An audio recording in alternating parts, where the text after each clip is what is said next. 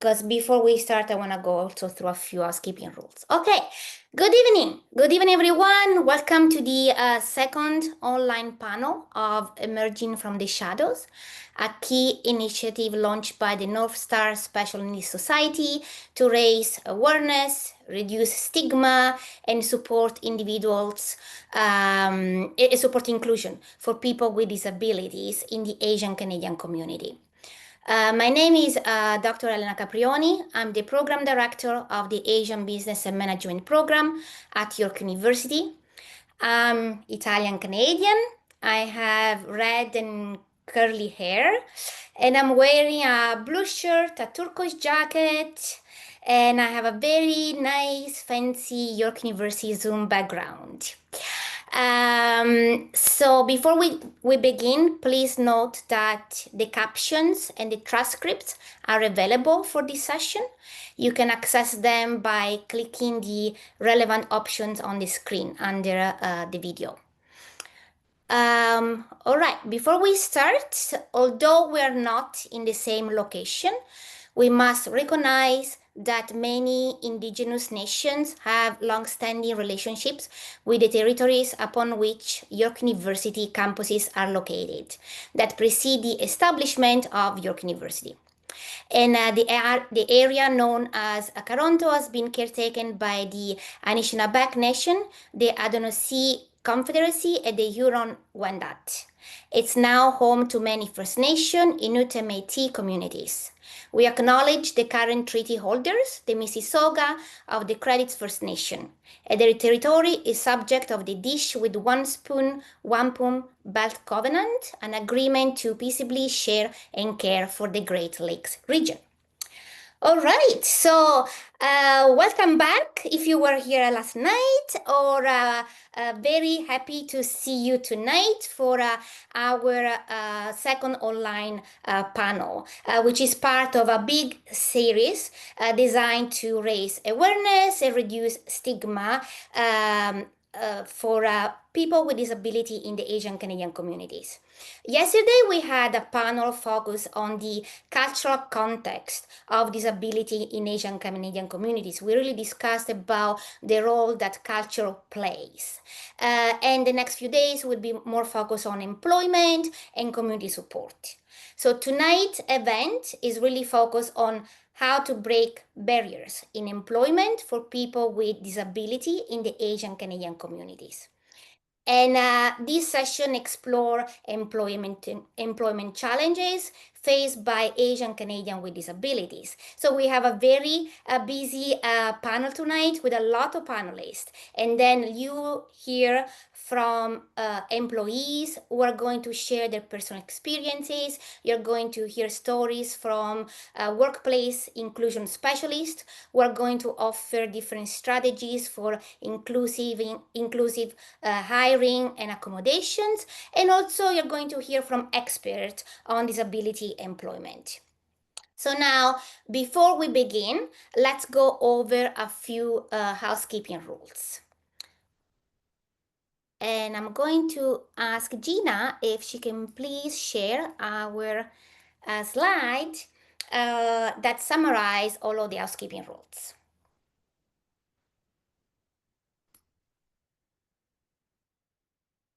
And hopefully the video will appear soon.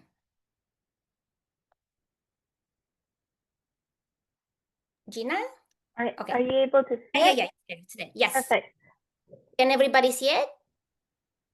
Okay, so I'm going to go through the housekeeping rules anyways. So as I mentioned before, if you wish, live captions are enabled.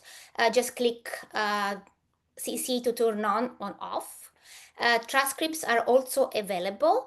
If you are using the transcript, please remember to save it before you close the session.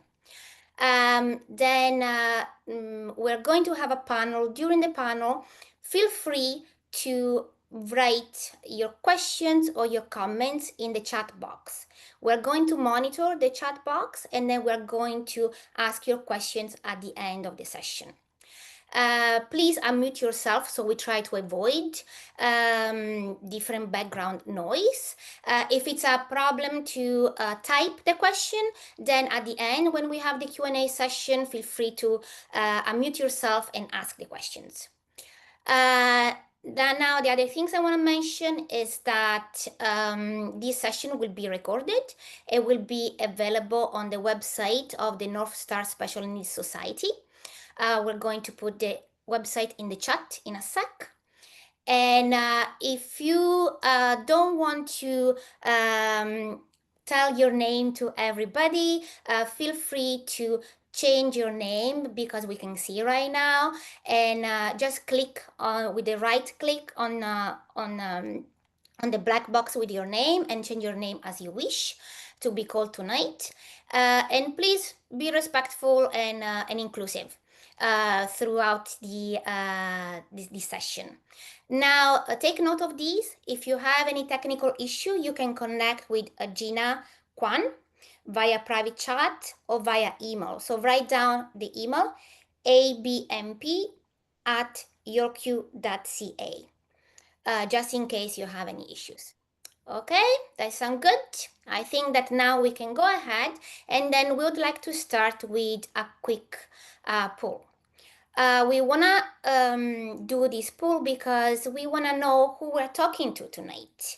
And we have just a few quick questions.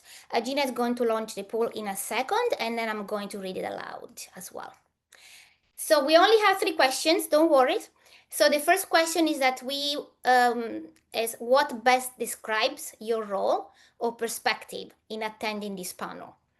The answers are person with disability, family member or friend, educator or school professional, employer or workplace leader, health or social service provider, community leader or ally, policymaker or government staff, just you're here for general interest, or students or researcher.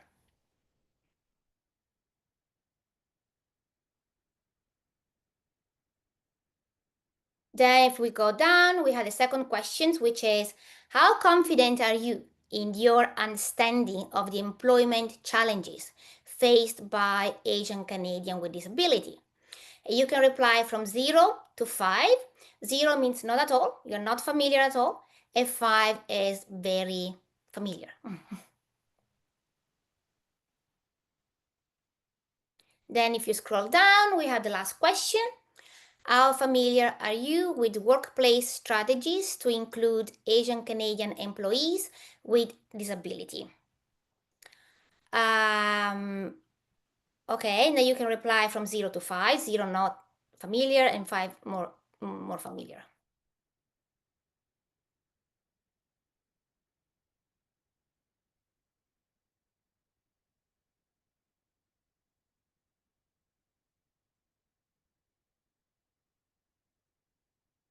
Okay, so I can see from the poll that majority of the people who are here tonight are a family member or friend. Then we have also people who are here just because they have general interest. A few students, a few individuals working in the health sector, and a few educators, and couple individuals with disabilities as well. All right, so now at the end, and then you can see, like if you scroll down, you can see also the result of other things. And then if you at the end of the session, I will ask you similar questions to know if you actually learned something through our panel. Okay, and now I think that I went through all of the housekeeping rules. We can start. So I'm very excited to introduce you to our moderator, Heather Wong. She's a PhD student in organization studies at the Schulich School of Business at York University, and Heather's research examines how organizations and workplaces can be designed to center access and inclusion. Let's begin. Please join me in welcoming her.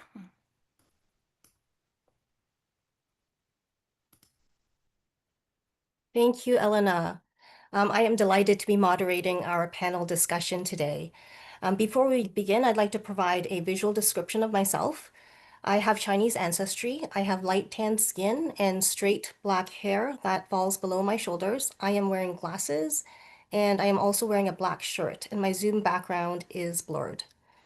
My parents immigrated to Canada without bringing much with them. And perhaps like many immigrant stories, my parents arrived with very little money, with very little connections, with very little English, and without any credentials to their name. And so securing and maintaining a job, and sometimes working several jobs at once, became necessary for survival. As a young child, I saw how important work was to my parents, and so it became important to me as well. I also saw the workplace barriers they had to face, and there were probably a lot more barriers they faced that I did not get to see. All of this instilled in me the question, how can I excel in the work that I do? As I grew up, I quickly learned that the question, how can I excel in the work that I do, was less relevant and not sufficient because our workplaces, similar to our societies, have many layers of barriers that make this question impossible to answer, and even more difficult to answer for people with disabilities, and even more difficult to answer for people with disabilities who are racialized. I learned that our workplaces are not built to be inclusive and accessible. So the more relevant and more critical question I learned to ask was, how can we build and design workplaces that are inclusive and accessible?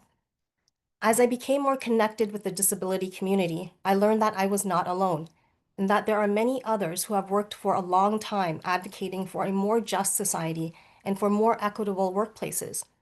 My good friends who have walked this path of disability and access longer than I have continue to patiently share their experiences, expand my understanding, and encourage me along the way. And for that, I am so thankful. And tonight we have an opportunity to do this together, to ask questions and engage in conversation together, such as, what do we mean when we talk about barriers in the workplace, especially for individuals with disabilities in the Asian Canadian community? What can access look like if we allow ourselves to reimagine a different way of working? And to help us explore these questions, we have a wonderful panel that I am so excited to introduce you to. And we're going to go do this one by one. And we're going to be starting with Mubina.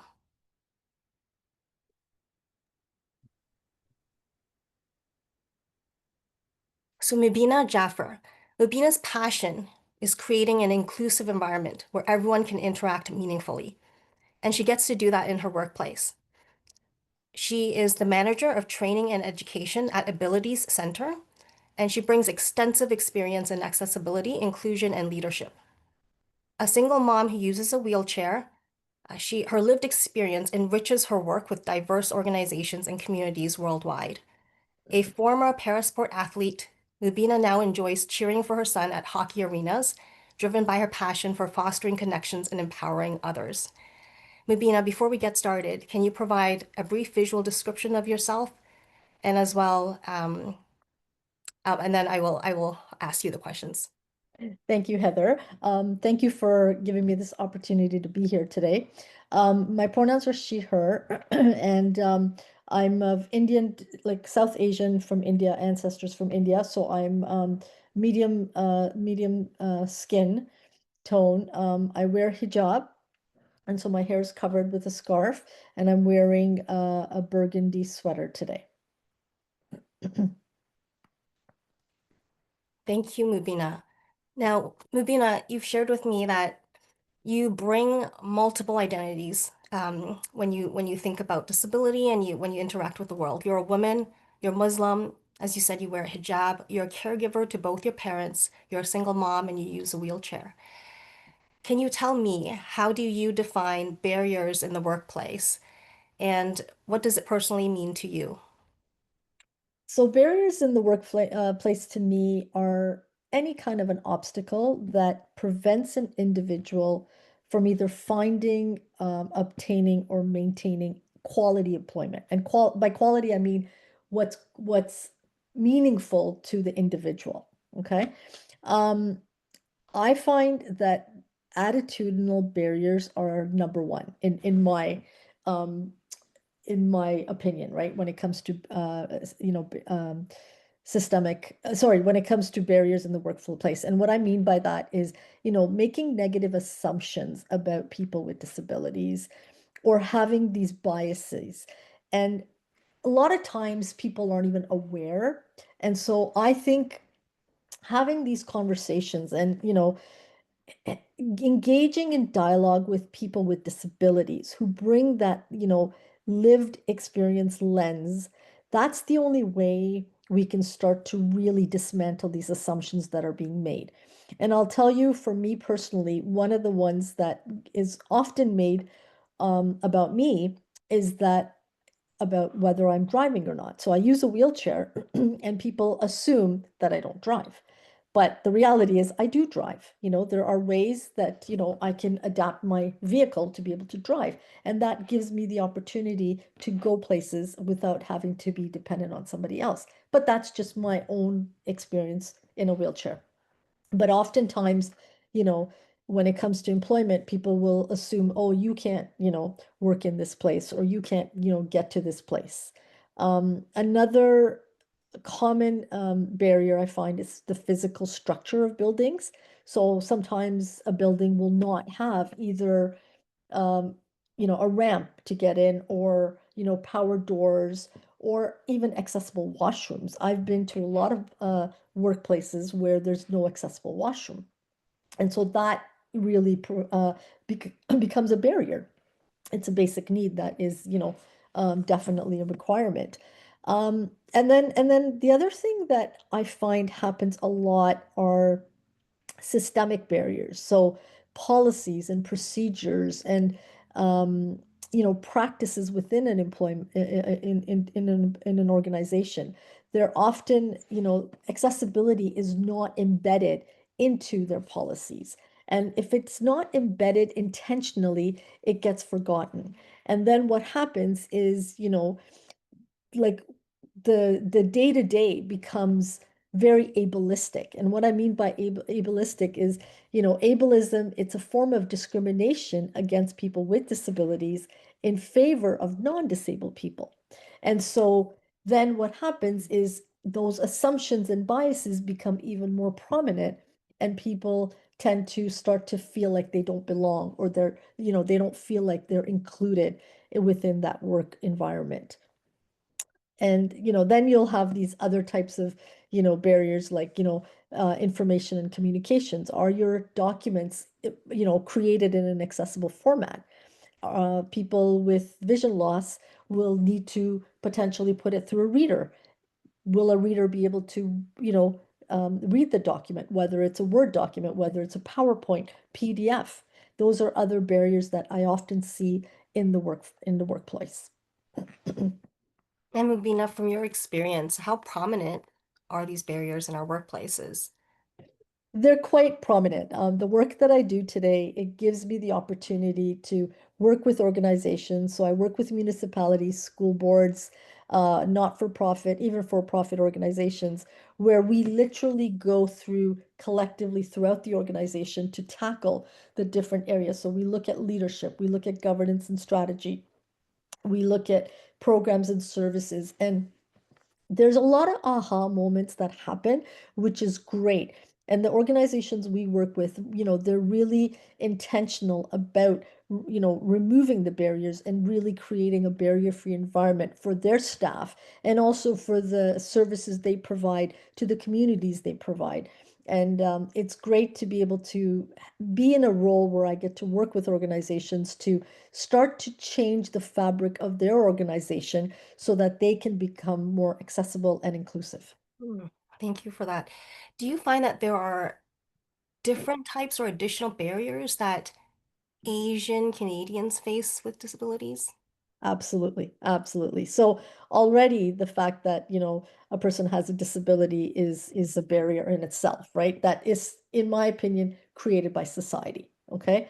But then the cultural aspect starts to come in as well. And that's where the intersectional piece is very, very important to understand and to reflect on, because sometimes, people don't, if you can only do better when you know better. Okay. And so people are, well-meaning, and they don't realize that sometimes even well-meaning comments or well-meaning, you know, um, trying to help and trying to change things, right? But if you're not really clear and understand what the experiences people are going through, then you can't start to dismantle the barriers. And the way to, go about that change is to really, consult with people with lived experience, be it, from a people with disabilities, be it from a cultural perspective, but you want to start to engage and have conversations of people with intersectional lived experience to understand the obstacles or the barriers they're encountering. And then you can start to really put together strategies to dismantle the barriers. Thank you for that. Rubina, if I were to ask you to kind of reimagine what our workplaces can look like, and if you have good examples of this, what can access look like? I think access is really about giving yourself as an employee, and then on a larger scale as an employer, the opportunity to raise your awareness through training. Okay, so have workshops around disability, have workshops around inclusion, and give your employees an opportunity to start to do some self-reflecting, because this isn't just about professional, it's professional and personal, right? You want to start to reflect on your own self, and to be able to then tell yourself, what can I do differently today? What can I implement today? How can I take this learning and make it practical, both in my professional and my personal life? And I want to share something that I had a huge aha moment. So for the longest time, even though I, use a wheelchair, I didn't self-identify as a person with a disability because I never felt my disability prevented me from career progression. But I realized one fine day that I was doing a disservice to the community because you know, I was not giving my employer an opportunity to put programs in place for people with disabilities. And my aha moment came later when I did more self-reflection, that I was internally perpetuating ableism. And I was perpetuating it, without realizing it, because I just pushed through life. And oftentimes people with disabilities will do that, just to overcome the barriers they are encountering. And so I think it's important that everyone take the opportunity to really raise their awareness around disability, and do some self-reflecting, and get on the journey to create change. It's not going to happen overnight, but if we all collectively do this, and do the small things in a big way, we can make a huge difference and impact lots of lives. Thank you, Mubina. I think there's so much more to say about that because it can be hard to self-identify, to step up and say, I have a disability. And I think what I heard was there's this aspect of being with others, this collective aspect that can be strengthening, that can be um, helpful in this journey. At least that's what I've found for myself personally. Yes, absolutely. And like I said, collectively, we can do so much. Thank you. We'll hear more from you, Mubina, when we come back to our takeaways. But thank you so much. And we're going to now move on to our next two panelists. It's Carolyn and Cameron.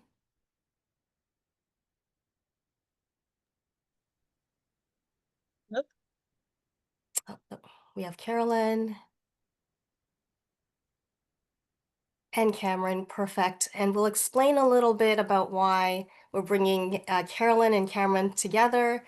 But let me share their bios with you. Carolyn McDougall supports high school aged youth to get critical first work experiences and connects talented young workers with disabilities with inclusive employers in the Toronto area. And she coordinates employment programming for 80 plus youth with disabilities annually. Carolyn is an occupational therapist and healthcare manager. She speaks with families, employers, service providers, educators, and policymakers across Ontario about why early work experiences matter and how to get started realizing the benefits for individuals, organizations, and communities. Carolyn, can you please provide a brief visual description of yourself before we get started? And then I'll also introduce Cameron after that. Sure, thank you. Yes, I am a white woman with grayish hair, which I'm wearing today in a ponytail.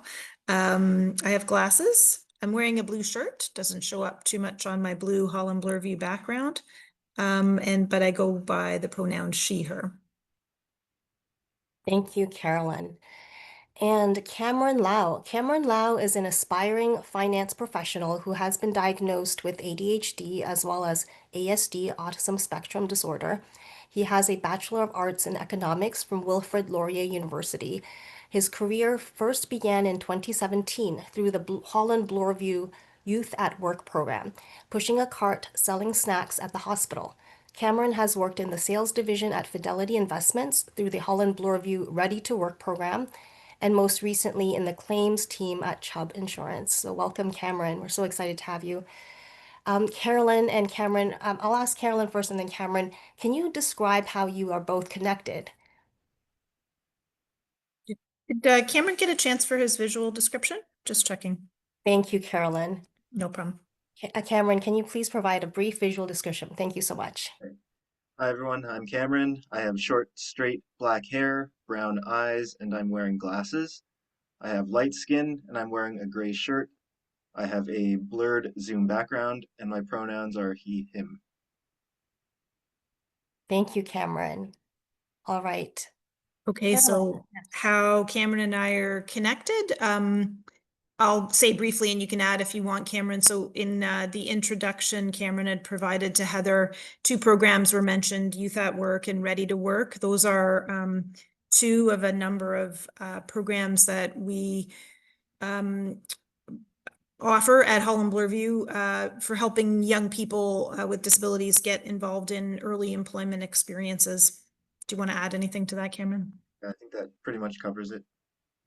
Awesome. So I am excited because we get a little bit of like two sides of the same coin type of deal right now, where we can hear from Carolyn as the program manager, but also Cameron, who walked through this program and was able to experience it firsthand. And we can hear from both of them. First, I want to hear from, let's start with Cameron. Cameron, can you share how you define barriers in the workplace and what that means to you personally? Yeah, so personally I would say I'm not so sure that I've actually felt I've faced unique challenges as a disabled Asian Canadian when it comes to the workplace, but also, on the other hand, I have to consider sort of as a person with autism who has trouble detecting social cues and subtle nonverbal communication, it could be that I just never noticed or identified these barriers in the first place. And these barriers, I think, are sort of similar to what Mubina mentioned earlier, which is where it comes down to attitudes and beliefs and subconscious beliefs about disability, about expectations about what disabled people can do versus what they are not as capable of doing. Carolyn, do you want to add to that? Sure. Thanks. I think maybe I should first say I definitely appreciated and also echo a lot of what Mobina and Cameron were sharing. In thinking about this question about barriers, I thought maybe to sort of set it up, I would add to your introduction, Heather. So yes, I work at a children's hospital. So it's maybe sometimes a little strange to think about how that comes to be. We just really believe in health and well-being, and that employment is something that can be a component of that. And I personally have always been really passionate about employment and inclusion, how that can help us to be, included and engaged in our communities. So as mentioned, my team and I do work with up to 80 high school students with disabilities and their families every year on this topic of early employment experience. And most people that we work with are truly at the first work experience stage. So often one of our introductory programs is called Youth at Work. So often at that stage, people are really just starting to get the community service hours that they need for high school.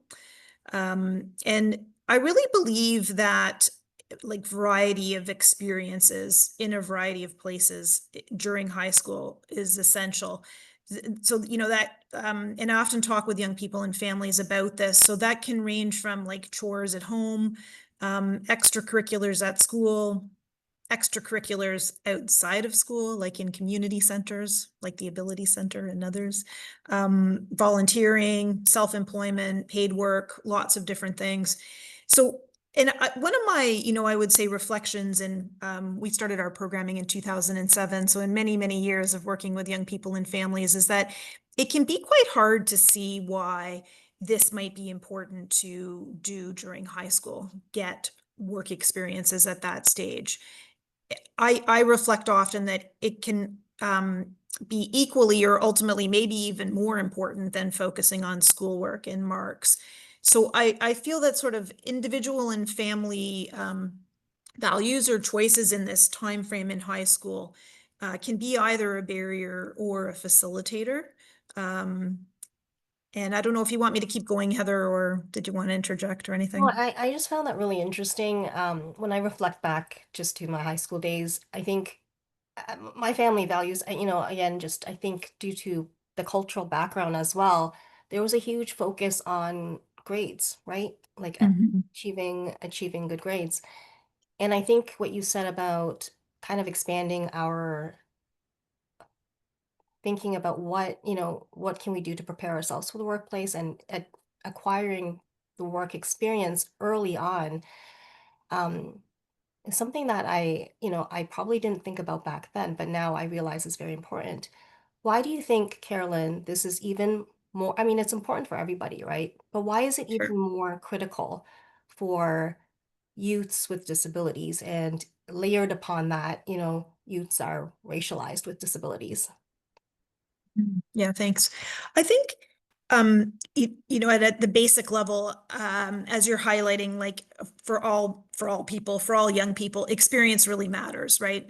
It helps us to sort of access employment in general, but in particular for young people with disabilities, I think it sort of it arms people with an individual awareness of one's own strengths, capabilities, and communication skills, and really can mean that the individual is kind of able to educate in the context of an interview or an interaction with an employer, or raise awareness around what their contributions are going to be.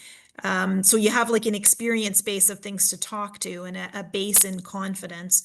And that can really go a long way in terms of the employer then seeing the individual as a, you know, themselves as a person and their capabilities when they're sharing examples from their experience. I think sort of connectedly, like youth with disabilities are often highly accommodated in education and sometimes also in recreation settings where we just really have um, you know, participation is a right, access to education is a right. Unfortunately, in the world of employment, accommodations are only a legal requirement after you're the successful candidate for a position. So really having a strong sense of personal capability and confidence to counter discrimination and stigma and ableism can be one thing that can be helpful. So yeah, I think I'll pause there to see if you want to do any other redirection, Heather, or over to Cameron. I'd love to hear from Cameron, you know, having gone through the program, how was your experience of it? Did it help you? Did it, you know, what was it like for you as someone who went through it? So, uh, through Holland Bloorview's Ready to Work program, I was in the sales team at Fidelity Investments for 3 summers, and that was really helpful in sort of giving me early experience in the financial services industry, which is where I wanted to work. It gave me an idea of the norms and the expectations within the workplace, how to network and communicate with people, and how to advocate for myself as a person with a disability in the workplace in a professional manner. Yeah. Has that changed, having gone through the program, has it changed the way that you approach the job search process? Because I know, Cameron, you're sort of at that stage right now of looking for that full-time job after graduating from Wilfrid Laurier. Sorry, could you repeat Has that? has being in the program changed the way that you approach the job search? process? Yeah, I can definitely say it was sort of touched upon at a young age when I was in the Ready to Work program, the importance of networking. And as I've started to go through with my job search even more, I've really noticed the importance of networking. That's one of the key takeaways that I'd really like to uh, get people to learn through this panel. Um, but as people with disabilities, especially with autism, who have sometimes trouble socializing and taking social cues, I'd say it's just a really important lesson to start off early in the workplace, get to know people and build sort of connections that can last for a lifetime in your career, really. Thank you. Have you found, Cameron, that there are any additional or different types of barriers that you face because of your cultural background, being Asian Canadian? Um, yeah, no, I'm not so sure about the race aspect necessarily. I would say the barriers in the workplace which affect me the most relate to attitudes, expectations, and language around disability in the workplace. For instance, I feel like when disability is brought up in the workplace, it can lead to people only seeing, the disability, not the person. And when this happens, it leads to a sort of benchmarking effect where performance in the workplace is not judged on its own, but sort of on a relative basis for a person with a disability, whether consciously or unconsciously. And it leads to my achievements sort of internally or outwardly being downplayed or praised as sort of done well for a person with a disability as opposed to just well done as it would be for a non-disabled worker. hmm I think that's a very important perspective to share. I think that the fact that you brought up, we sometimes may not even see or recognize the barriers that we're facing. And that's the truth of it, right? It's so well built into our systems, it's so well hidden that sometimes we don't know that we are actually undergoing a lot of barriers as racialized individuals with disabilities. And that's the truth. That's the very truth. And I'm glad you brought that perspective up as well. And I also appreciated what you said about how it's also very scary for people with disabilities to self-identify because we don't want just to be reduced to our disability. Like we don't want people to not see our whole person. And I think that is also a very interesting way of thinking about barriers. And I appreciate that very much. Thank you, Cameron. Now we're going to move on to our next question, which is reimagining access, right? If we were to I mean, first of all, I think the youth at work is an excellent example. But if you have other examples of what you think are excellent access-oriented workplace initiatives that you can share about, I'd love to hear, and I'm sure our audience would as well. Carolyn, why don't you go ahead?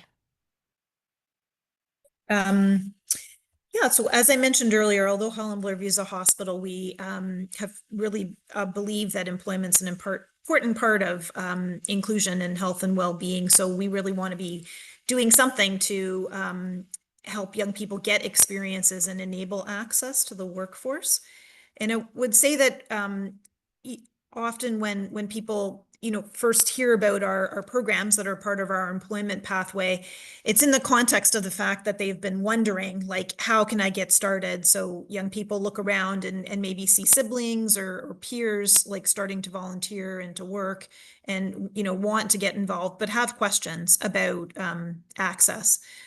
So for example, like a young person with a physical disability who needs personal assistance in the washroom might wonder, how's this going to work if my parent's not around, or if I don't have an educational assistant like I do at school? Or an autistic young person who likes structure and clear communication might wonder if a workplace is going to be set up so that they can succeed. And sometimes it's family wondering on behalf of young people too. So this is why we kind of developed the program Youth at Work that's been mentioned. And that's an example of one of two what we kind of think of as self-discovery programs that we offer. It's sort of a supportive first work experience in a volunteer capacity at the hospital. So we tailor work experiences to the young person's interest and goals.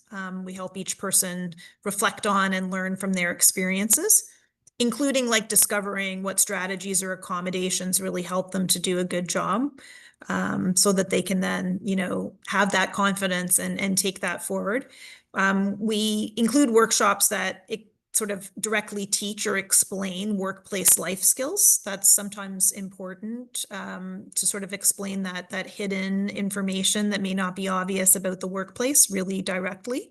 So for example, the fact that it's okay at school to only say hi to your friends, but at work it's often more normal. It certainly is in my workplace to smile and say hi to many people in the hallway, not just only people if you know them. I'll pause there and just see for Heather if you want to do any redirecting. Yeah. Those are great examples of what it could look like for us when we think about different initiatives that can help with creating greater access for youth with disabilities. Cameron, do you have thoughts that you'd like to share Yeah, with this? so I have two specific ideas, and so one particular initiative I've observed in the corporate world is having various business roundtables to promote openness and conversations surrounding acceptance of various groups, such as veterans, LGBT groups, and other minority groups. Obviously, the latter being the last one being the most relevant to me. And I've found that this helped me to build communities and find like-minded individuals in the workplace, which can be helpful for sharing struggles as well as solutions and strategies for overcoming those collective barriers as an Asian Canadian, as an Asian Canadian with a disability, as a person with a disability. And so that's one sort of positive improvement I've seen in the workplace. The second, another suggestion I'd have for employers generally or organizations looking to directly help Asian Canadians with disabilities in the workplace is to help connect those Asian Canadians with disabilities with long-term mentors or mentor networks that can serve as a template for young professionals with disabilities and who are willing to provide longer-term connection and advice. If I could go back in time to the start of my career and just give myself exactly what I needed, it would have been to meet other successful Asian males in my exact industry who also have ASD and ADHD to really drive home to me that this is, first of all, a pursuit that's possible for someone such as myself to actually succeed in, and to give me an idea of sort of a blueprint. How did someone do this before me?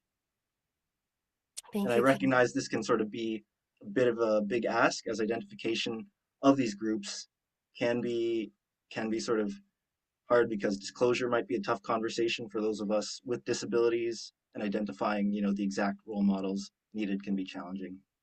Mm.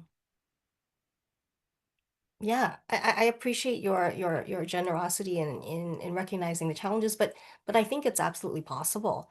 And I feel that what you said is a theme that we're hearing repeated in this, conversation, and that the connection is so important.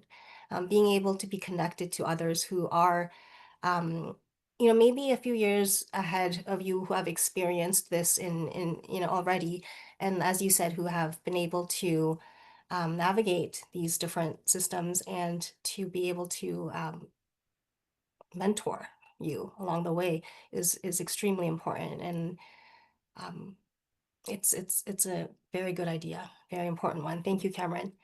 Now I'm going to turn it over to our next panelist. I know we still have more to speak about, Cameron and Carolyn, but we'll save that for our takeaways. So the next panelist we have is Lisa Kelly.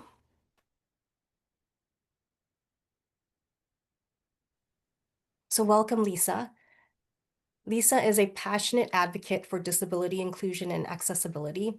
As a person with a disability and a strong background in this area, she has worked tirelessly to enhance access to services and opportunities for individuals with disabilities.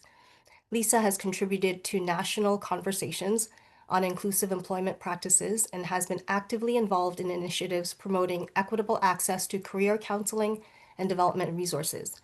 At the Ontario Chamber of Commerce, she leads Discover Ability, a free portal that connects job seekers with disabilities to meaningful employment opportunities. The portal also provides employers with resources to hire and retain persons with disabilities, foster inclusive workplaces, and enhance their business outcomes. So Lisa, before we begin, can you also provide a visual description of yourself? I certainly can. Thank you for inviting me to speak on the panel today. I've enjoyed everybody's speeches so much, so it's a real pleasure.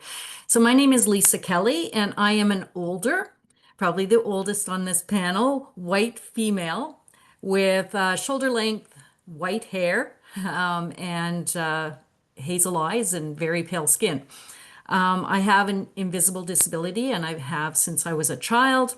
I'm wearing a tan colored shirt. My Zoom background is blurred, and my pronouns are she, her.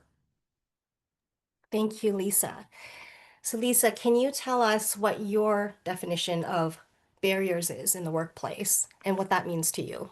Sure. So I come at this as a person with a disability whose jobs, look for jobs with a disability, and also working with employers and being an employer myself. So I think of barriers as, systems, attitudes, physical obstructions, technology, even the way we communicate, mismatches that just happen to exist. I don't think anybody intentionally sets up mismatches. And I think that that's a really good place to start, is just thinking of good intentions. So, they just happen to, as society changes, as norms change, as we become more inclusive of a really wide range of people, obstacles get in the way of us being our best selves at work. So that can look a lot of different ways. And you notice I deliberately don't use the word disability, because I think, Cameron was really succinctly put that, the fact that, and Mabina actually, I didn't identify as having a disability until I was in my 50s. So, but if we think of mismatches, what makes me uncomfortable? What are the things that get in the way of me doing the best job possible? It becomes really simple for an employer to fix a mismatch. That's compared to if I go in and I say, I have a disability, here's the name of it, and I want you to create, a workplace that works for me. An employer doesn't know your disability and actually isn't entitled to know your disability. So if we focus on what we need in order to be excellent in the workplace, if we ask for the things that, will help us do the job, maybe often in a different way, that's more productive, because employers can fix that, but they certainly have no business fixing our disability. So one of the things I like to do is encourage both job seekers with a disability and employers to move away from the what do you have, what's your diagnosis, what's your treatment, and where are you having problems. And I would even say friends, family, advocates, that's a really important shift. Microsoft has done a tremendous amount of work in this area, and I would suggest everyone read the Microsoft Inclusive Design Toolkit. Because what it does is it looks at disability, but it also looks at situations that can, mimic the experiences that a person with disability faces. And it really points out how the world will work much better for everyone if we remove those unintentional, sometimes intentional, barriers that exist. Now, you can't remove a barrier if you don't know what it is. And that's a big problem for employers, because they're not out thinking, how does Heather experience the world? What might Cameron need? They assume that everybody they hire is going to be able to work. So then the issue of disclosure becomes really important. Some people, myself included, can mask. It's exhausting. But I have an invisible disability. I suspect Cameron may experience the same thing. We can mask. We could get by. People might think, well, that's a little strange or that's a little odd. But we can typically, function without asking for something. People with visible disabilities can't. However, if you're in a workplace and you're experiencing a difference, so I'll give an example from my own personal. I can't function in a noisy environment. Just cannot do it. I've often just walked out of a room because it frustrates me. It creates anxiety, nervousness. But if I don't explain that, that just looks like I'm being incredibly rude. So sometimes what we have to do is just simply say, I experience the world differently. I need to take a break. I don't need to share any more information than that. I don't need to tell someone what my disability is. I just need to explain that I need that break for whatever reason. Lisa, there was an important part here that you talked about that I think we need to elaborate a little bit more on. You mentioned that disclosure doesn't mean telling your employer what disability you have. Can you tell us a little bit more what you mean by disclosure and what is an effective way of disclosing? So disclosing is simply saying, I have a condition, or I have a medical condition, or I have a disability. That's it. That's disclosure. You've done it. Okay. Better is we tell people why we're telling them. So we could say, I have a condition that requires me to work or where I function best in a quiet environment. So that requires two things. We do have to attach for legal reasons. Carolyn, you did a great job of explaining that the accommodations don't happen, the changes that we can make until a person's hired. But then it also requires that we acknowledge there is a difference that is protected under legislation. In this case, the Accessibility for Ontarians with Disability Act, or the AODA. And we need to attach that, okay, I have a disability, I have a condition. Then the second part is asking for what you need. That is really tricky because what I find, particularly with young people or people from other cultures or cultural backgrounds, they may not know. So we may end up with somebody who's being hired. They don't know that they're not reading social skills well, or they're not aware of what the social norms are, which again, back to Carolyn, so important that we learn this early before it's on a really important job. And if you have a great employer, they'll go, I notice there's something that's a little different, or you're struggling with that. Is there anything you'd like to tell me? And that's your opportunity to say, yes, I have a condition. I experience the world differently. You don't need to tell them anything else because actually that will make them uncomfortable. That's oversharing. And you're providing private information to the employer that's not required. So we just have to say, I do it a little bit differently because of a condition, and here's what would help me. If you don't, and this often happens, this happened in my own life, people see it as a performance issue. People go, she's unable to deal with stress. She just walks out of the room. She thinks she's so important. She gets angry at the drop of a dime, whatever it is, okay? However you react to that situation. She can't read fast enough. They don't attach it to a condition. They attach it to your inability to do the job. So we've got this fine balancing act between telling the employer enough to let them help and remove the barrier or the mismatch, and then being private, because those are very private experiences to tell somebody, the details of your disability.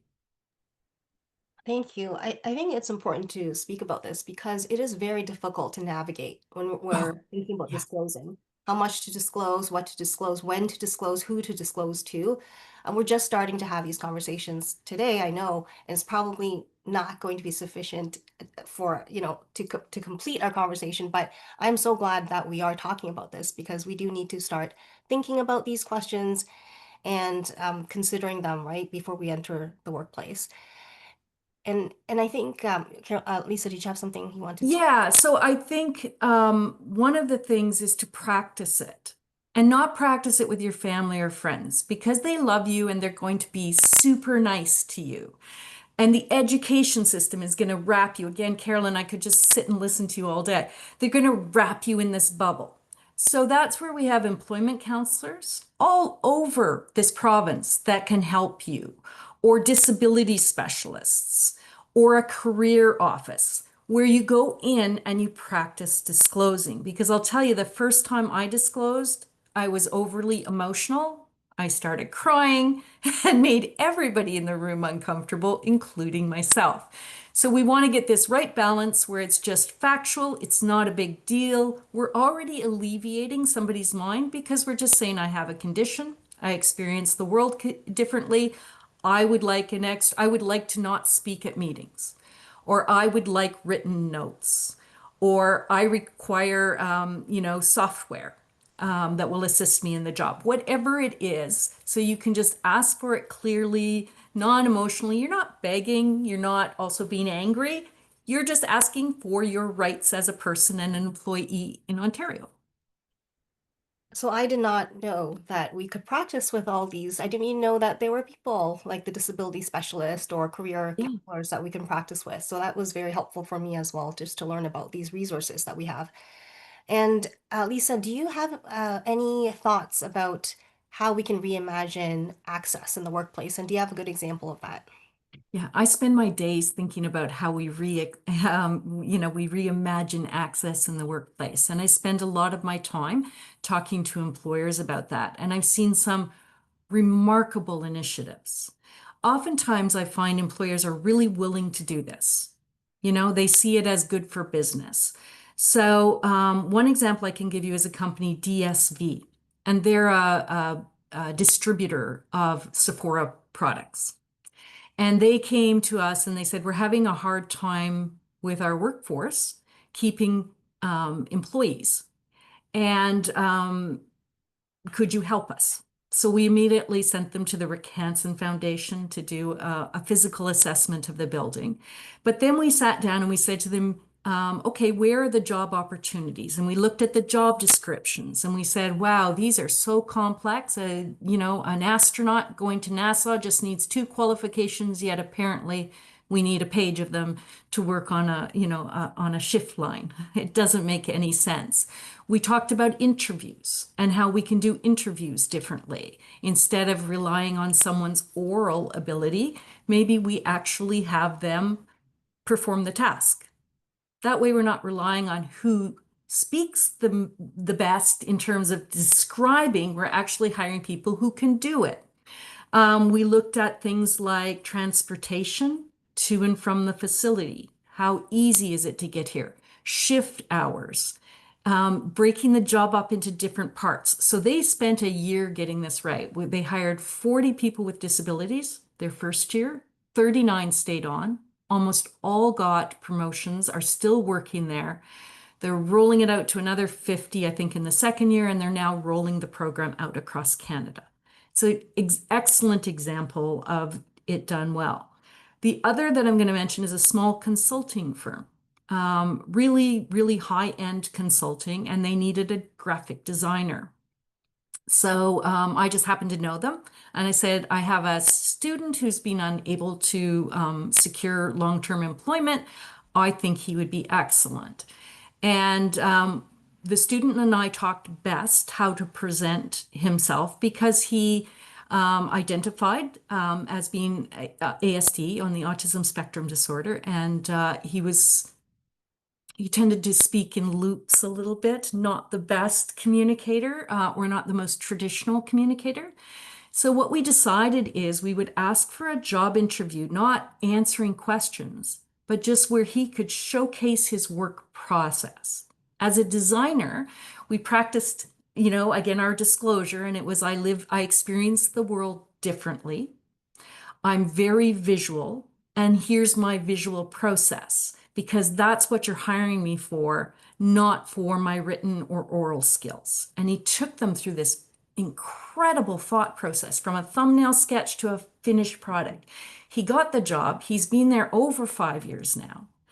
He's gotten raises. He was the employee of the year. He's running marathons. He has a really strong social group around him. He is just the most remarkable and happy young man I've ever met. And all because this company actually said, okay, yeah, that makes sense to us. We'll do this a different way. Thank you, Lisa, for these 2 very inspiring examples. And I think, Gina also made a comment. They are very encouraging examples. And we're going to be coming back to you later for takeaways, but now we're going to move to Dr. Mahadio Sukai.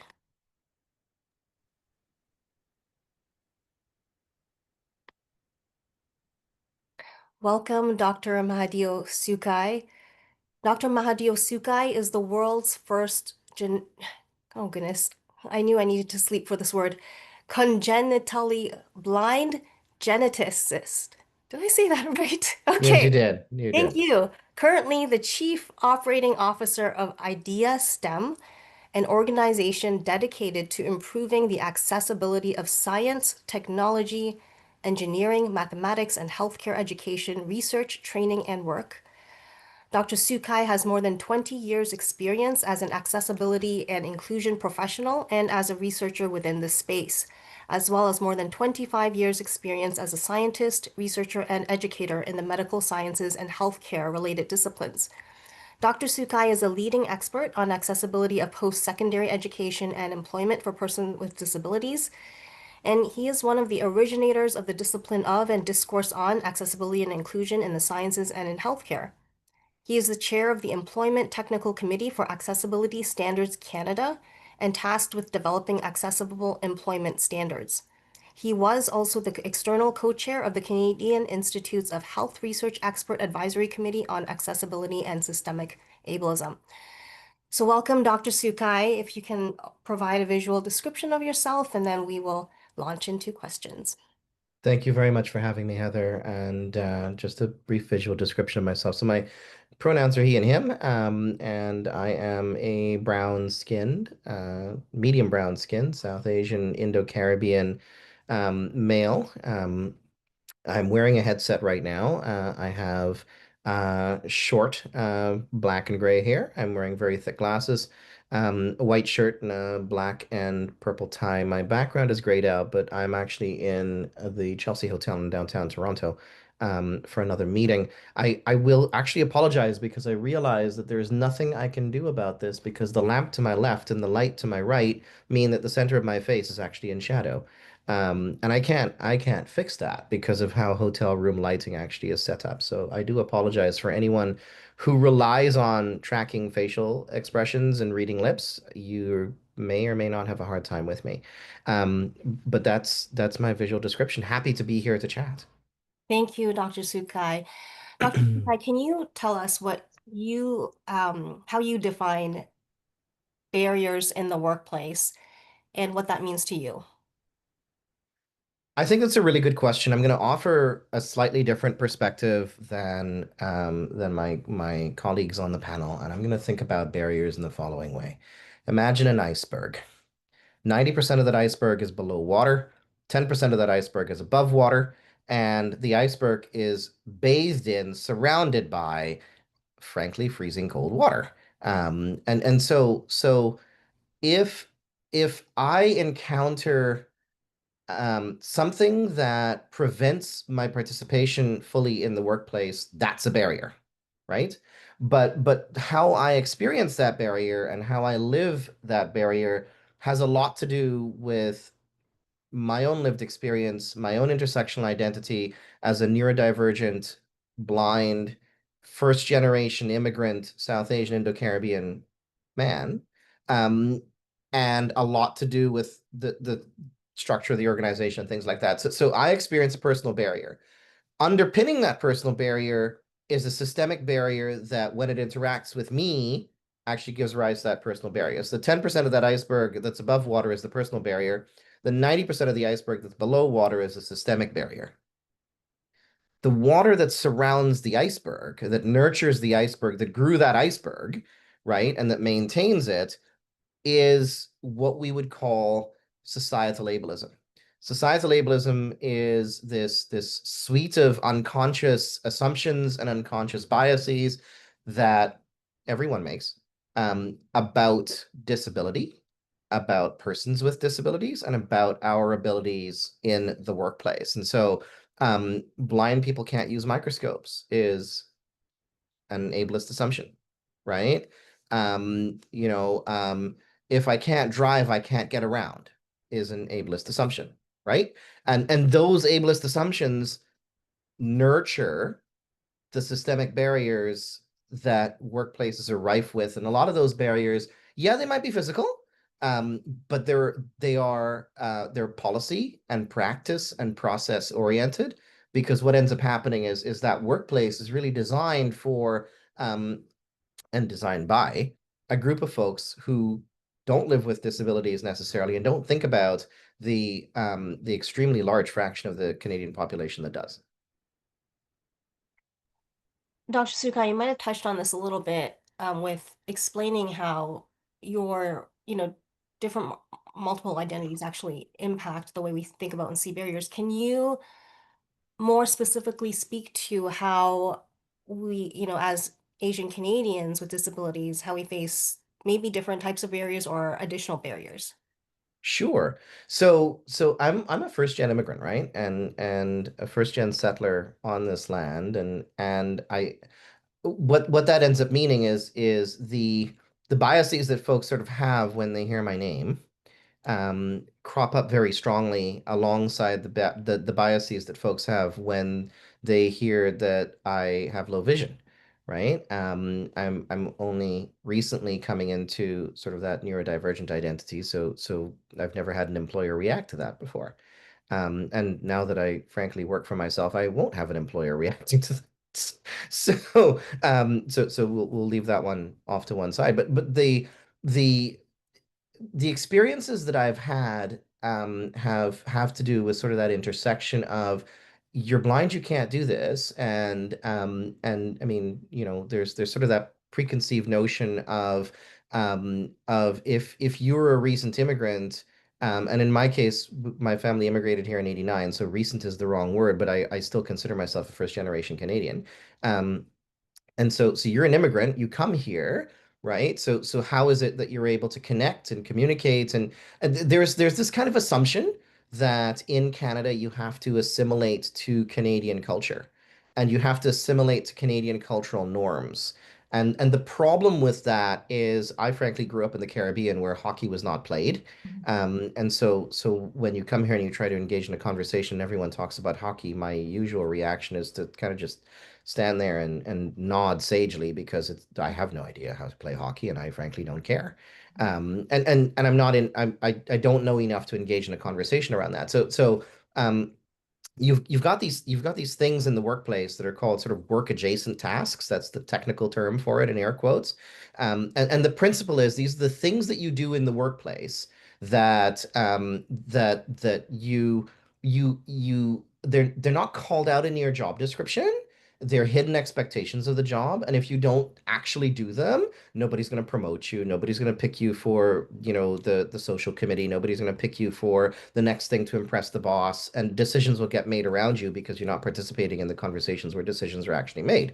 And so in those kinds of conversations, you've got to deal with things like small talk, and you've got to deal with things like talking about when the Leafs lost to the Carolina Panthers in Game 7, because that apparently is a cultural milestone in Toronto, right? Um, so if you're not participating in those conversations because you don't have cultural reference points, then that's a barrier.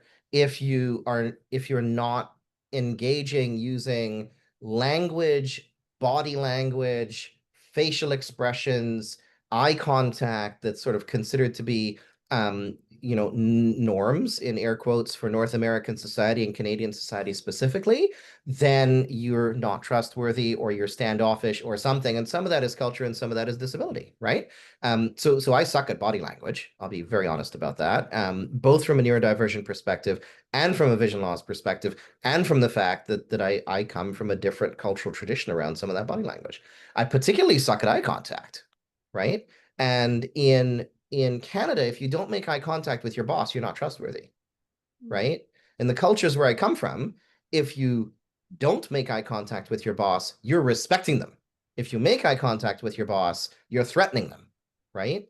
And if you're autistic and blind, you're going to have physiological and neurological difficulty making eye contact anyway, right? And so you've got kind of the intersection of how those things fit together, and they often fit together in ways that are not in job descriptions.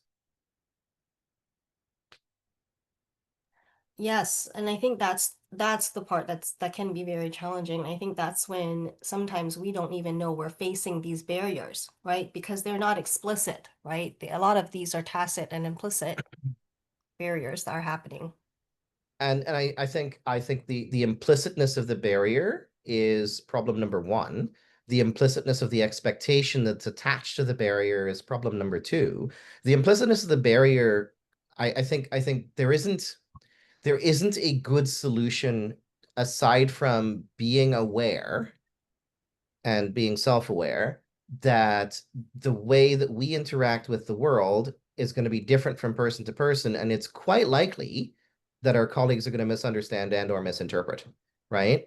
And so we have to just be mindful of that. The hidden expectation issue, that frankly is a solvable barrier. It requires employers to sit down and think through job descriptions and say, you know what, this requirement in the job description is actually needed. This requirement in the job description is nice to have. And I realize there's these 10 things that are not in the job description that I actually expect my employees to do. So I may as well put them in the job description, right? And that's a tough one for employers because they are going to have to sort of sit down and think through the job and think through it in a lens that is not their own, right? And because lots and lots of people, so Cameron and Carolyn talked about the importance of networking. Networking is fantastic. Networking is an important concept, provided that you're not finding the experience horrifically painful like I do. And also provided that it is called out in the job description that networking is a requirement to do the following things, like get promoted and go to leadership development training and be next in line to chair the social committee and whatever, right? And so the employer calling out the hidden expectations, particularly those things around the work adjacent tasks, that's a solvable barrier. That's very helpful to think through about calling out these tasks, about employers thinking through their work descriptions and how they expect work to happen. I know, Dr. Sukai, you do a lot of work in the STEM field as well as, in a variety of other fields, really, in trying to move these fields to be more accessible, inclusive. And this kind of leads me to that next question of, can you share what are some excellent and innovative examples of access being put forth in the workplace? So I'm going to come at this through a different lens than my colleagues on the panel, and I'm actually going to say that there is no reason why I need to tell an employer anything about my lived experience. And I'm going to let that hang there for 30 seconds while people think about it. And now I will tell you why, right? The law says that I need to say to an employer what my functional needs are in the workplace in order to achieve maximum participation. We interpret that to mean our disclosure of our lived experience with disability, but that's actually not what it means. And it doesn't even mean I need to say I have a condition. With apologies to Lisa, I'm going to disagree slightly. And what it does mean is my functional requirement is I need large print. Things have to be big for me to be able to read them. The why things have to be big is actually irrelevant because it's not germane. Who cares that I was born with congenital cataracts with deprivation, amblyopia, and nystagmus? Right? Does anyone that I could possibly work for outside of an ophthalmologist's office actually know what that means? Right? Well, and myself, right? Because I work for myself. I know what it means, right? And so I need large print, but here's the thing. Why do I have to ask for large print? Why can't it be that the workplace is set up in such a way so that I can customize the font size of any document I need to read myself, or that the default font size in Microsoft Word given by the employer on the work laptop is size 12 Verdana, as opposed to size 10 Calibri or size 10 Times New Roman, right?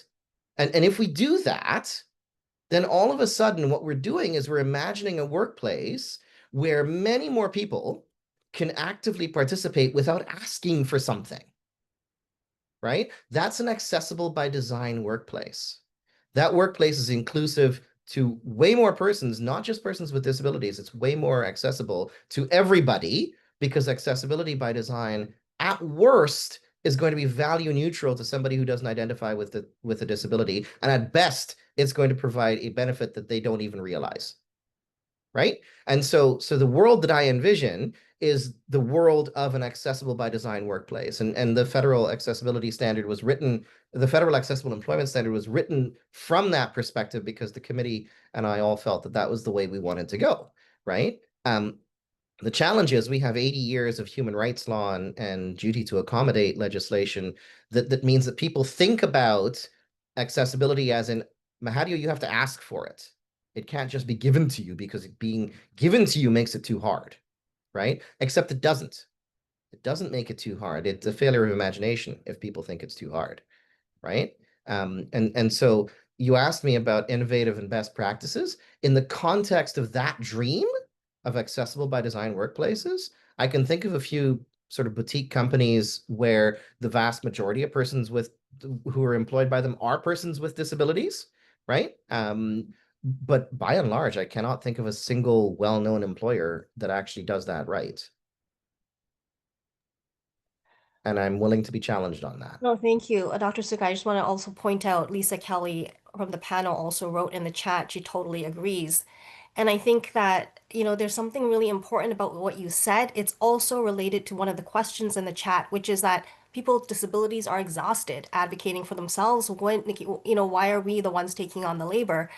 And there is this, I think what you're saying actually also speaks to that really cold water around the iceberg you were speaking about, the systemic ableism, right? The underlying systemic ableism that is there that requires, people with disabilities to legitimize their ask, to ask in the first place is a question of why do we need to ask in the first place? Because there's a systemic ableist. Well, so I can tell you why, actually. Yeah. Because it all comes back to how disability in the workplace started being thought about. It started being thought about because people on manufacturing assembly lines during the first industrial revolution were getting injured by the assembly line, right? And their job was to make widgets, and they were measured on the number of widgets they made per hour, right?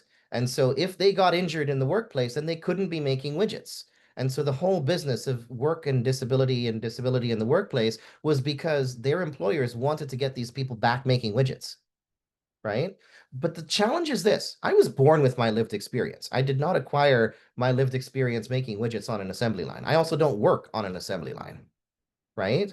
And so persons with disabilities are moving into the workplace like a Cameron, like a me, right? Who were born with our lived experiences or acquired them before we started working, right? The policies that exist today do not account for us as human beings, right? And they also do not account for the service industry, the knowledge industry, the IT sector, or anything other than a manufacturing assembly line, right? And so that's why we have the system that we have today. These are gold standard human resources policies, and they're only gold standard because they've been in place for 100 years and nobody's bothered questioning them. That's a really helpful context of how it all began. And I just want to point, Carolyn McDougall from the panel also put in the chat, also disability in workplace has become identified with return to work and disability management and medicalized. That's exactly right. Because insurance companies got involved, right? And again, you're trying to deal with the notion of widget makers going back to make widgets.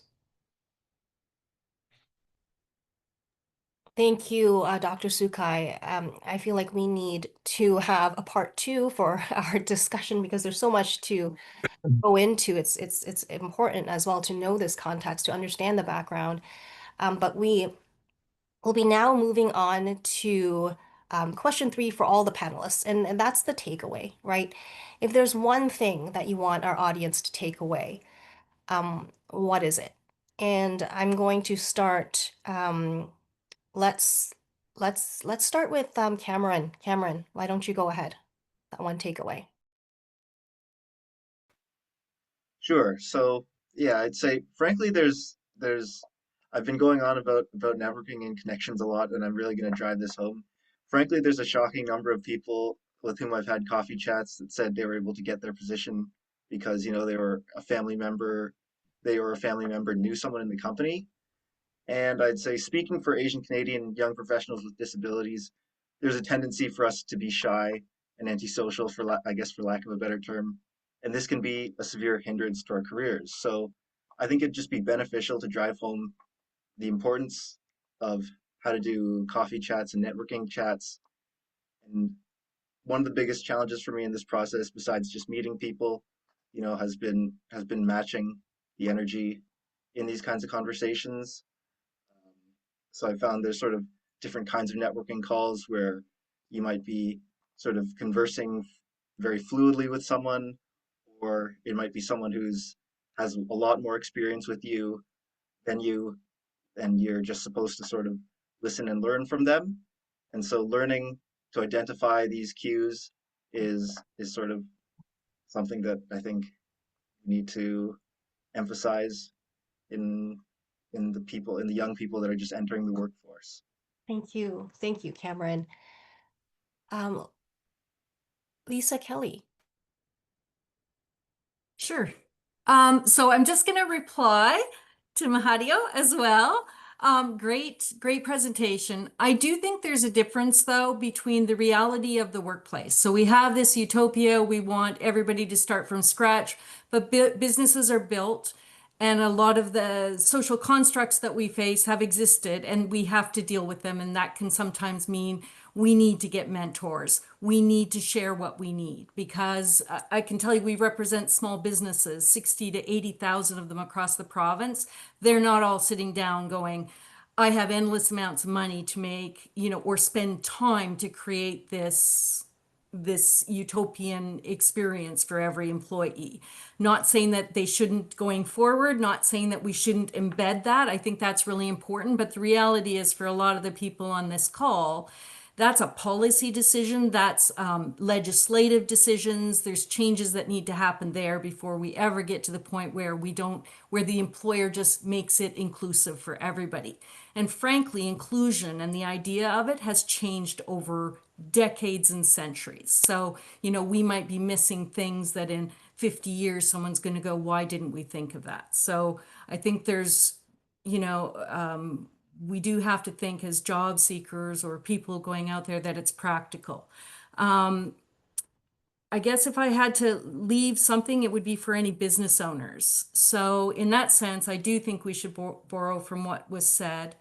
I think it's really important that we structure our businesses as much as possible, physical, digital, communications, processes, to be inclusive of everyone.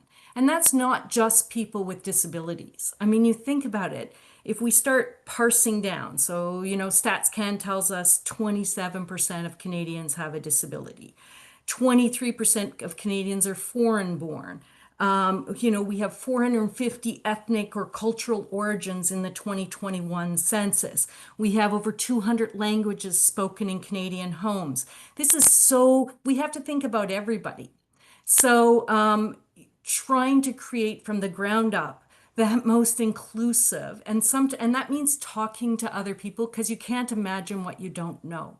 Because Mahadi, I agree with you. Somebody can't know your lived experience. They can't know mine. The only way they find it is by asking questions and talking with people who actually have it, which does require us to communicate that. So if you're an employer, go to something like the Microsoft Inclusive Design Kit, because I think that's a really good starting tool, particularly for small businesses. Talk to people with different lived experience. Just try to build that inclusion from the ground up, because it's so much easier to start with that than try to tack it on after, which is where the point we're at right now. Thank you, Lisa. Mubina?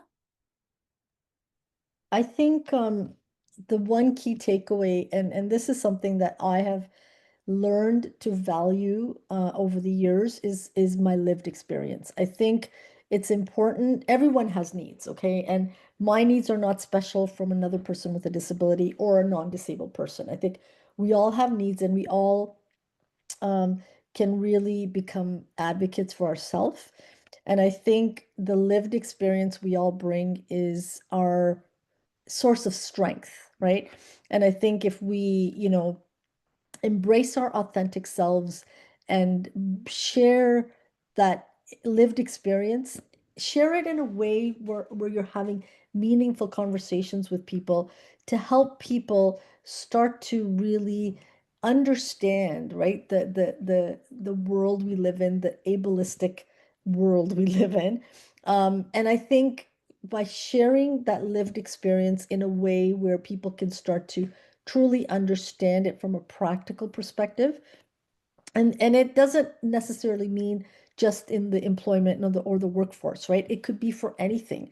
I think that is something that we can all do and really move the needle along when it comes to accessibility and inclusion, and not just make it about compliance, right? It's really about giving everybody an opportunity to, live a quality life, be it at work, play, or what have you, right? You want people to be able to really feel like they belong, feel like they're part of a community, and they can bring their best selves to the table. Thank you, Mubina. Carolyn. Yeah, thanks. I agree with lots of what's been said already. So to try to contribute sort of an additional take on it, I think I would mention maybe the idea of collective action. I think it's a really exciting time, and an important time for individuals and organizations to get involved with things that are happening federally and provincially around policy and work on standards that's been mentioned. I also think it's there are a lot of great resources and connections for organizations, and many that are starting to realize that they really do need to be very intentional in looking at their systems, each organization's systems, in order to really find the barriers. And to do that, it's been mentioned by several people, to do that by interacting and talking with people that encounter the barriers, and to really work to break them down, to understand them, and to get rid of them.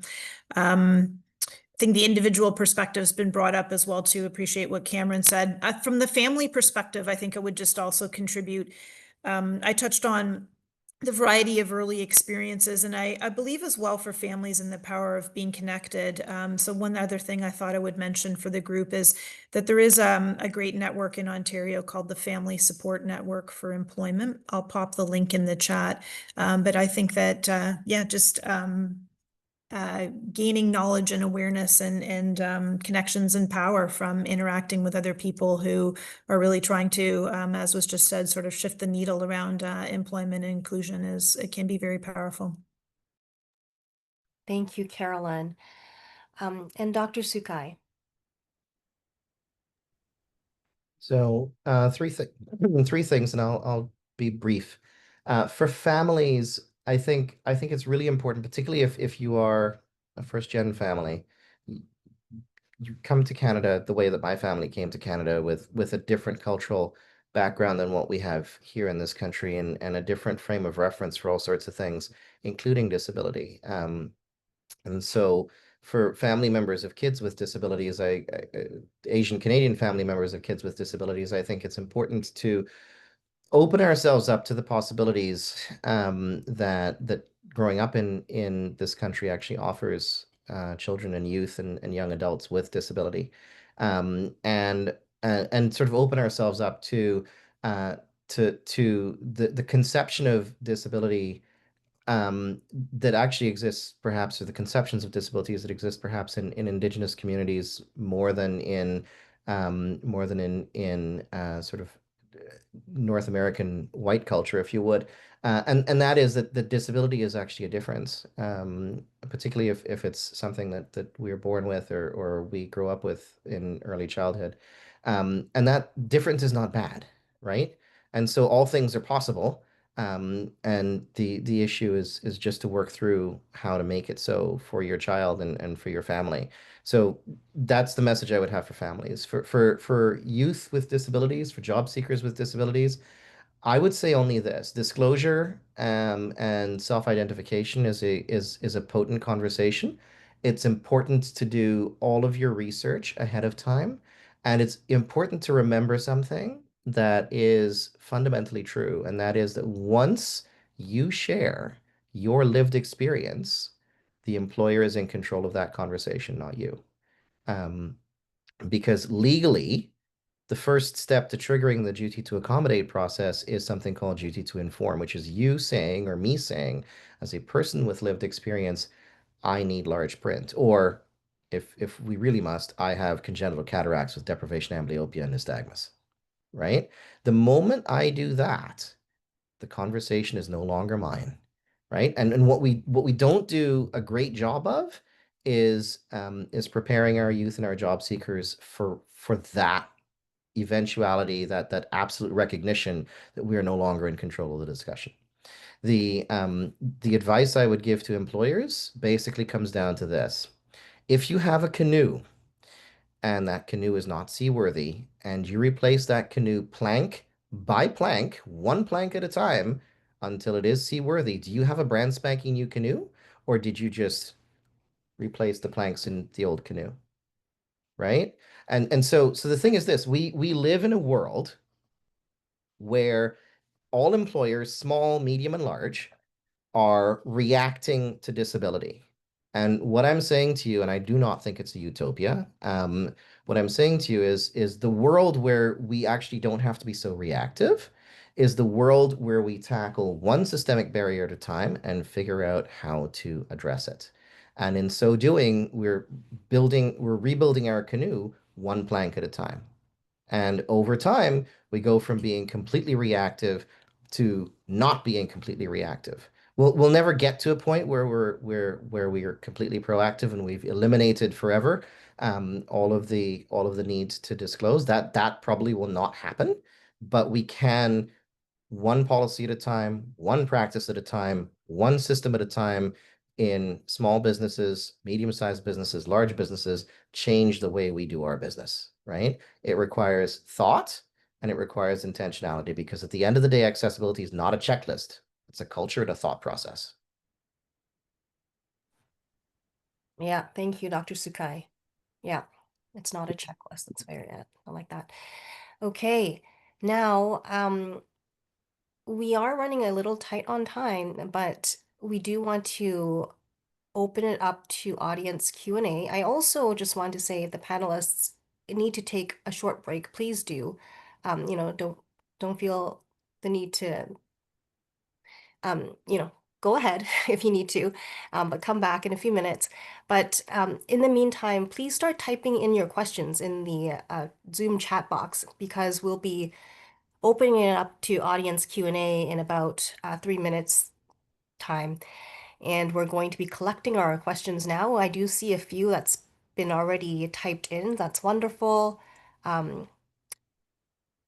Yeah, and I think Gina and Elena is also helping us collect these questions. So yeah, please go ahead and type it in, and we will have about 20 minutes or so for Q&A. And that should be a good amount of time. Thanks, Heather. Thanks, Heather. Thanks, everybody, for the wonderful conversation. I learned a lot personally, and one common denominator with the conversation we had yesterday is to being more vocal and talk with more people and engage, and because that will be able to make a change. You know, like we live in a world that it's not bad, but it's not perfect, but we can make it better. And then to make it better, like the same message come back. We need to be more vocal, we need to engage, we need to talk more, and that will help to make systemic or / cultural changes. Because it's really a changing mindset of a lot of people before starting to make political, policy changes. Okay, so anyways, thanks for that. And then we have a question from Samuela Johnson. So they're asking that often teaching non-disabled people about disability barrier can be a barrier. It can take a lot of work to get people to understand. And so these individuals is wondering how can we advocate for ourselves at work without taking on more work, and then if that's possible. I think that's a question for everybody here, whoever wants to start. I think Could make a start, and Yeah. hope others will add on. Is that okay? Mm-hmm. Yeah. I'm thinking of an example that's a little bit current in my own workplace, which is Holland Bloorview, which I think if I didn't mention, it's really all about young people and disabilities. But I think, and I know there's others in the organization as well that, really think we as an organization have a lot to do around ableism in the workplace. And one thing that I, observed that has been powerful recently was, it took a long time, but finally a new employee resource group is an employee resource group of individuals who identify as having a disability. Why did it take so long to happen? Probably because to this person's point, it is effortful, even that. But I've just seen a big change in the fact of forming a group together and being able to bring forward considerations that that this group, the employee resource group, wants to bring to organizational attention. It's given it a lot more profile. Collective action. I'm not sure what the kind of basically, and I guess it's just also, means that it's not an individual kind of going at it alone. People can talk together. So I really, think that has been powerful, and it's just one suggestion or thought that I would have is that within individual organizations as well too, finding others with like-minded individuals, and whether other individuals with disabilities, allies, and looking at what can be done together. Hope others will add to that conversation. Yeah, I was gonna say the same thing, Carolyn. Start a employee resource group at your work, but also to take that a step further is to connect with others with disabilities. Like get like research other groups that advocate for people with disabilities, or even others that are experiencing their own challenges around helping raise that education, raise that awareness of some of the obstacles, some of the barriers people with disabilities are facing. And when you start to really share with each other, there's I guess there's a lot of strength in numbers, and then you also get that support for yourself. And so a lot of the times in the work that I'm doing, the organizations I work with, when I openly share my lived experiences, sometimes the individuals in the, workshops and sessions I run, they'll private message me and they'll, connect with me. And again, they're looking for support to, be able to share experiences and then collectively come up with a strategy or a path forward. So I think, yeah, reach out to others, other organizations or others experiencing that. But I think the employee resource group is a really good idea if there isn't one already in your organization. And if there is one, then get involved in it.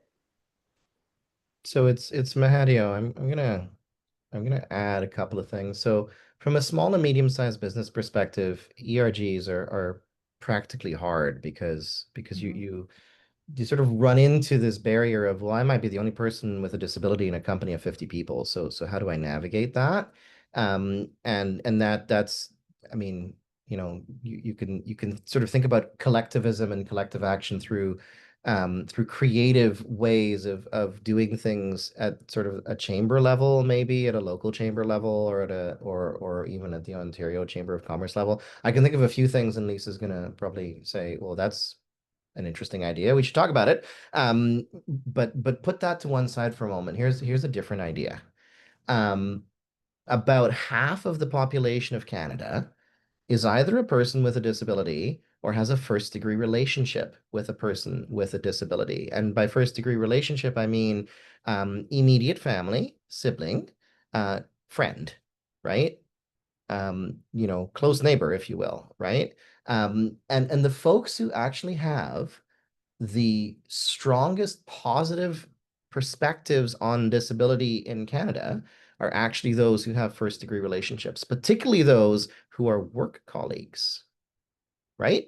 And so if that's the case, then I think the folks who are going to have sort of the most positive starting point around disability perspective are those small to medium-sized business employers who actually have the first degree relationship with persons with disabilities who are already empathetic, right?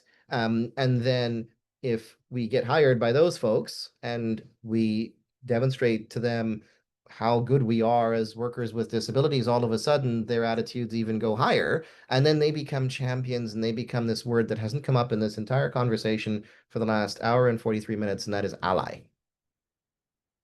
Right? And so we've had this entire conversation thinking about job seekers and workers with disabilities and their employers, but there's a third group of human beings, and that is the group of human beings who work within the same space, who are allies and who are disability champions because they work closely with persons with disabilities and see all the positive benefits of working with persons with disabilities and are willing to play a mentorship role, play a sponsorship role, play a champion role, play an ally role, and that takes the advocacy burden off the persons with disabilities. It reduces this thing called advocacy fatigue, right? And then all of a sudden, we've got lots more people around us who are willing to help and willing to do so loudly at our direction, right? I love that. This is Lisa Kelly speaking. Mahadia, so here at the Chamber, the reason that I got hired was to work on a disability program. I work in business development now, but we've been working on this a long time because we think this is a business imperative. We think inclusion isn't a nice to or oh, you should do it because we think this is our competitive edge in worldwide productivity in trade. This is a group of people that we've traditionally excluded, but also the innovations that come from disability. So you can look again for that allies. I like to think that the OCC is an ally. I mean, we're doing a ton of work with the Canadian Mental Health Association. I think, Mahadia, the number's even higher than 50%, because if you look at mental health, that's 50% of Canadians experiencing a mental health crisis diagnosed within the last year. And that's not including, all the other disabilities that are out there, plus family members. So I think certainly within the business sectors, we've seen this. I encourage businesses, there's so much free training, there's so much great content, there's so much, it's easy to join the conversation and to start those steps, replacing, the planks that Mahadio talked about earlier. I like to think that business should have a role in this too, not just the individual. I agree about ERGs. They're difficult to set up. They're often unfunded, which means that, again, it's on the back of the individual who's volunteering to do some free stuff for a bunch of people who should know better about what that is. So if it's an unfunded ERG, go get funding. But I also think that we can turn this back and say to employers, the Ontario Chamber says this is an issue. The Canadian Chamber says this is an issue. The federal government, the provincial government, all these disability organizations that are speaking are saying this is an issue. Go ask them for help. Go ask, see what their positions are. So I think we can put a little bit more of the responsibility on the employers to actually go out there and educate. Thank you, Lisa. And I know we still have a couple of questions in the chat. I just want to make sure we get to them. But before I do, I just want to offer also Cameron the space if you had anything to add. And if not, we'll move to the next few questions in the chat. Nope. Okay. All right. Alana, did you want to? Yeah. So there is a question from Betty Leo. Wondering if employer reject a job application after the candidate disclosed the disability, is that discrimination? It is if they reject it because of the disability. The challenge ends up being, how would we know? Yeah. right? Because employers can reject for all sorts of fun reasons. And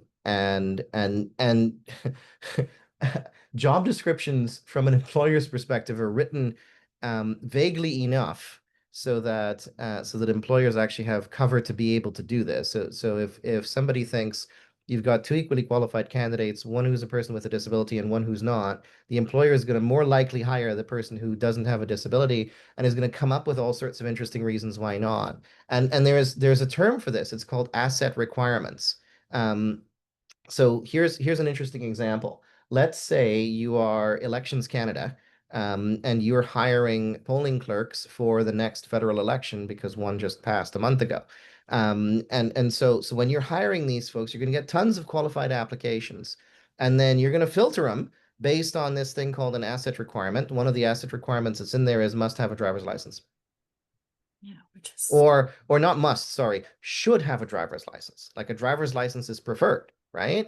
And when you see things like bilingualism is an asset, right? So the key word in the job description is asset. So what ends up happening is employers will use this sort of thing to actually filter out, and if they're able to actually filter out persons with disabilities in a non-discriminatory way, we can't necessarily prove otherwise, right? There is a legal test for this sort of thing, by the way. It's called the Miorin test. And the basic premise behind it is an employer is allowed to discriminate based on an essential job requirement if they can prove the discriminatory nature of the job requirement. So if Holland Bloorview is hiring a shuttle bus driver, right, for whatever reason, and sorry, Carolyn, I'm kind of making this up as I go along, but if Holland Bloorview is hiring a shuttle bus The driver shuttle for any bus. reason, you're not going to hire me because my accessibility support to drive a bus is a bus driver, right? And I can't challenge that in court, right? yeah. But if it's an office job, must be able to drive a bus, shouldn't be part of the job description, right? So the long answer is it's really complicated. The short answer is if we can prove that the hire is because of the disability disclosure, that's discrimination. But employers are really slippery like that.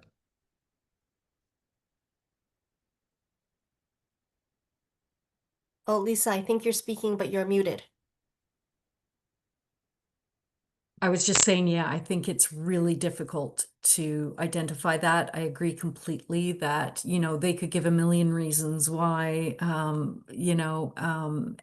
interviewing is just biased by the very nature of the experience, so it's really as a job coach, what I usually tell people is, what can you learn? What do you think happened? You can't know for sure. And a lot of times, maybe you're not as qualified, or so I wouldn't automatically always default to that I didn't get this because of my disability. I know that actually disability helped me get my job because that was preferred asset was having a disability and lived experience of a disability. So sometimes, which is very rare. There aren't a lot of jobs out there that do that, but it's very difficult to prove. And even once you're hired, difficult to prove that you were let go because of that. So there's lots of places you can go to support that afterwards, but it's a long battle, unfortunately. And most of the legislation around this doesn't have a huge amount of teeth and isn't followed through on. Very few penalties. Heather, if I can add one thing, if no one else wants to. Yeah, go ahead, Dr. Suka. So I will tell you all a story and keep it brief. So at one point I actually posted for a job, and I think all four candidates who applied for it were persons with disabilities, and I actually chose to give the job to somebody who lived with a disability and not give the job to somebody else who lived with a disability. And the person I didn't give the job to, I offer everybody who interviews with me a bit of a debrief afterwards to say I feel it a courtesy to say, you know what, you weren't selected. Here's some honest feedback that I can offer you. Keep in touch. Maybe there's a better fit with the organization. Better luck next time. And one person challenged me and said, "How dare you not give me the job because of my disability?" Like actually said this on the phone to my ear. right? It wasn't a Zoom calls. They didn't say it to my face. And it was really interesting because the person was frankly not qualified for the job. But they felt that they didn't get the job because of their lived experience and because of their perception of difficulties in providing accessibility supports because of what they required. That wasn't it. What was actually the case was that I looked very carefully at the essential requirements. I looked very carefully at the things I needed this person to know. And I said, the runway to get this person to be able to do this job is going to take about a year, and I have 6 months before I need deliverables. And so it's not going to work, right? They didn't like that answer. And they thought that it was going to be a disability issue. And so but I will say this, I never said to that person, I'll keep in touch with you. So whatever you do, right? If you are going to ask about why you didn't get a job, the last thing you actually want to do is challenge the employer to their face. Elena. Thanks. Yes, I thank you. It's important to understand both the perspective of the employee and the employer. And then I want to finish this panel with a comment that was left by Vivian Shehade. And first of all, she said, thanks for this amazing presentation, but also from her experience in a volunteer environment, she had found difficult to listen to someone who took long time to express herself. And after several years, she discovered that this person had autism. So she found that knowing that was very helpful in relating to her. So like Vivian, understand disclosure might not be something people want to do, especially at work. But personally, from her experience, she found it very helpful because she realized how to deal with this individual. So I think that here there are just different kind of views, and that which resonate with our panel as well, right? Like different way of dealing with disability. All right, so I want to say we have no more questions. If anyone has more questions or want to connect with the panelists, I'm going to share in the chat the website of the North Star Special Needs Society, which will bring you directly to the contact page. So if you want to follow up a conversation, if you have specific questions about the resources that they shared, please go through this webpage and send an email, and then we will help to direct the question to the right panelist. Also, I know that Caroline and Lisa add a lot of comments in the chat with a lot of resources. Be sure that you save your chat before you close the conversation. And now at this point, I think that we go back to our poll that we did at the beginning. And then wanna see, let's see what we learned. I found personally the panel very comprehensive, and I learned a lot tonight. And then I appreciate that. Okay, let's go ahead with the poll. All right, so we only have 2 questions. Don't worry, it's not too long. So the first question is, how confident are you in your understanding of employment challenges and solutions for Asian Canadians with disabilities after this panel?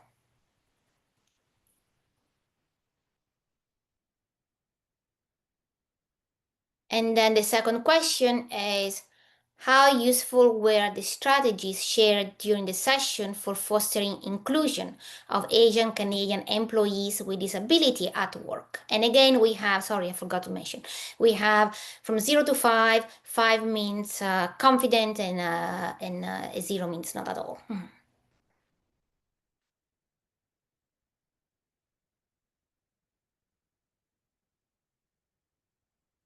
And thanks everybody for, thanks Dr. Sukai for sharing your LinkedIn, and Lisa as well.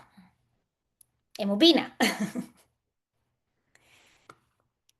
And then I think that right now we just started a new group by connecting everybody on LinkedIn, and then we can create a group where we can carry on this conversation. All right. Thank you very much for the people who replied. And Cameron also added his as well. So thank you, Cameron. Oh, thank you, thank you, thank you. Everybody's on there now. All right. Well, I leave the poll open in case someone wants to still reply. But otherwise, going to say thanks again to everybody for this wonderful conversation. And I hope the audience found it very helpful. We're here tomorrow night again at 7 o'clock with a panel focused on community support, where we have individuals from the non-for-profit organization, from corporation, and community leaders to talk about what can be done from a community perspective to make the environment more inclusive for everybody. All right, thanks. If anyone wants to share last words before we close the chat, please go now. Otherwise, have a wonderful good night or a good evening or good afternoon, wherever you are located right now. Thank you, everyone.